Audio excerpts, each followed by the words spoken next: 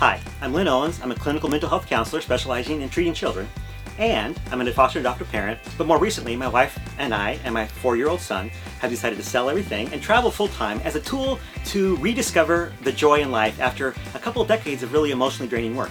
So if you've considered full-time travel, whether that's in an RV or a boat, for a similar purpose, you've probably given some serious thought to how that might affect your kids.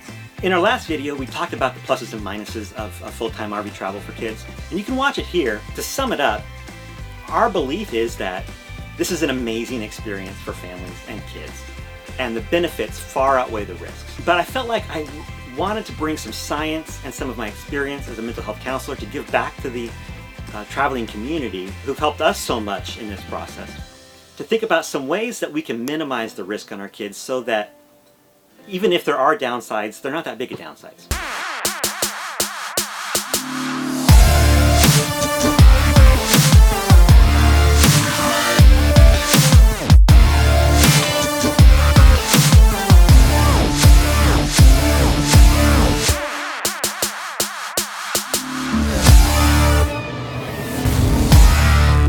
But before we get to the 5 tips, I do want to say that the potential for risk is much higher with older teens and young adults than it will be with younger kids. So if you do have tweens to teens, stick around for the end, because I do have something I want to say about that group specifically. The rest of my tips are going to be really centered around the elementary and younger age kids. There hasn't been that much research around families that travel full time. And so we have to take a look at similar groups and then pull out some principles from that may apply to us. Now, MacArthur Foundation has done some research about how moving affects kids, and we do know that it does affect them. And their conclusion was really that it affects kids both cognitively and emotionally behaviorally, but only a small amount. So one move doesn't affect that much. Multiple moves have a cumulative effect. The takeaway from this study for me was, though, that those kids were moving from one school to another school, so of course they were getting behind in school. And they were moving from one group of supportive people and neighborhoods to another. That's not our kids in full-time travel. Our kids can move with their community, their family, throughout that, and they probably homeschool, and so they're not having those transitions. The other groups of kids that have been studied at this were the military kids, and then third culture kids, who are these kids who live outside of their own country. Examples of these kids are missionary kids, government employees who work maybe in embassies or overseas somewhere, or businesses that have branch offices in other countries. And so these kids have been studied extensively. The third country kids, I think, are the most applicable. It's because they're probably most like our kids, and that they actually did remarkably well in their lives. They are 4 times more likely to get a BA from college than their non-third culture peers. When they interviewed these kids, what they did find was that they typically had a harder time maintaining stable relationships or investing in long-term relationships, because moving around a lot, what happens is your brain does what it's supposed to do, which it learns from experience. And so parts of our brain that are sort of on autopilot begin to think of relationships as things that pretty much only cause pain because you're going to say goodbye. So when I look at all those studies, it makes me think that probably the biggest risk our kids face is sort of learning that relationships aren't something to be invested in, and then the potential then harm to them is that they may have some difficulty in relationships later in life. So tip number 1 is this: have them stay connected with the really important relationships in their life while traveling. Now, obviously we live in a great age for this to happen with cell phones, but I do really encourage you, especially with younger kids, to connect whatever device you're using to do that with, whether it be an iPad or a laptop, to do video chat. I do highly encourage you to hook that up to a large screen. It makes a world of difference in how the kid feels about that connection, because it feels more real to them. They can move around. They don't have to hold a phone, which is a really unnatural feeling. And if you, I'm guessing most of you know exactly how to hook that up to your TV. If you don't, leave a comment below. I'll respond to you, and I'll let you know exactly how to take what you have and hook it into the TV that you may be traveling with. The other way we try to stay connected, especially for younger kids, is to allow them to be able to initiate the connection. So what we did is we bought my son an Amazon Spot and stuck it on the wall in his play area. And we bought his grandmother, the most important relationship to him outside of us, and we bought her one. And so then he can walk up into his play area in his loft and just ask, Alexa, call Daddy. I found a contact matching Kimberly, Dabby, and Lynn's contacts. Is that who you want to call? Hi! I was ready to say goodnight. And that way he can initiate the connection when he wants to and play up there while they chat. Now, I'm not in love with the small size of the screen, but if I could do it again, I would have bought the Amazon, the Alexa Show, or the Facebook device that does a similar kind of thing. So depending on whatever technologies that you use, I would recommend a bigger one, but one that's always there and always connected.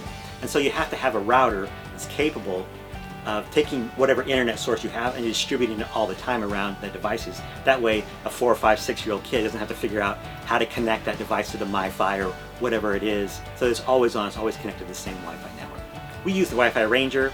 I do recommend it if you're pretty techie. If you're not pretty techie, there are some others by Weingarten, that sort of thing, that can do that. Or if you just use your MiFi device and use that to split up between 4 or 5 different devices, that would work too. But something that's always connected is, I think, important. Tip number 2 is to make the sacrifice of having a strong home base that you will return to regularly, at least for holidays, maybe their birthday, that sort of thing, whenever possible, so that they know that there are people who are my family, that I know that they love me, and every time I come back there, my brain is learning that relationships are good and relationships last, and that these people are with me throughout my entire life. Tip number 3 is to invite those key relationships to meet you up along your route. I would highly encourage you to have those things planned out before your departure or before your next move away from them, so that when you say goodbye, we're saying not goodbye so much, but see you in 2 months, and that helps minimize some of that trauma, for lack of a better word, of saying goodbye. Kids are not terribly resilient, and so if a trauma of leaving is very, very high, it can have some stress effects on them, and we don't want to do that.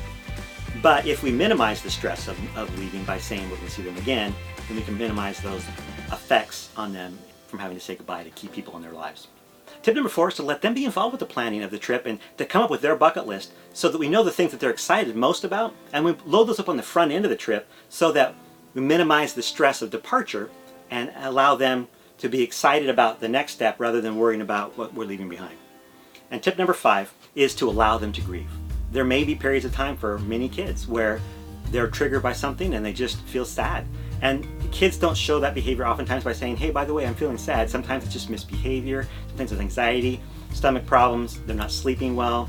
We can look at those as kind of clues to say, oh, I think you're feeling sad about missing grandma, or you're feeling sad about missing our old house, or whatever. So we use those as clues to know that it's time for them to grieve. But sometimes, like our son just a few weeks ago, he likes to watch our YouTube videos over and over, and he was watching episode 1 and saw that when we were leaving our house, he just said, I miss our old house, nonchalantly, and then just wept and broke into tears. As parents, my advice to you is allow them to grieve. Do not try to step in and fix the problem. By all means, step in and give them a hug, hold them, but don't try to fix the problem and don't try to minimize their emotion. Don't by saying things like, oh, but we're happy together, or oh, but we're going back next, or don't minimize it or invalidate that feeling in any way. Just say, I know it must feel really sad to be missing home. That will allow them to continue to grieve.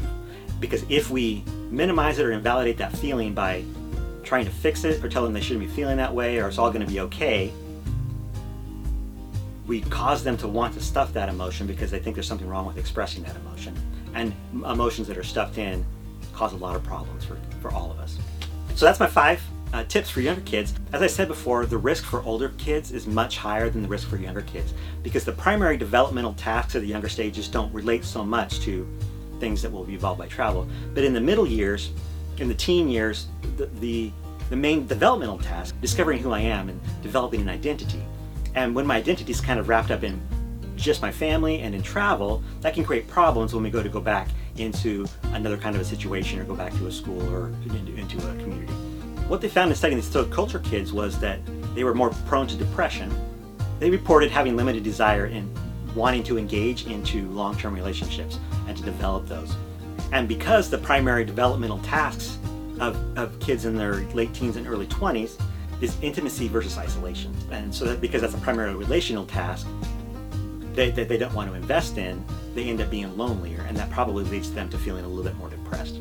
To great thing about being older, about being in your 20s, is that our brain is almost fully formed. By about 25 usually we're there. And so we have some cognitive capacity.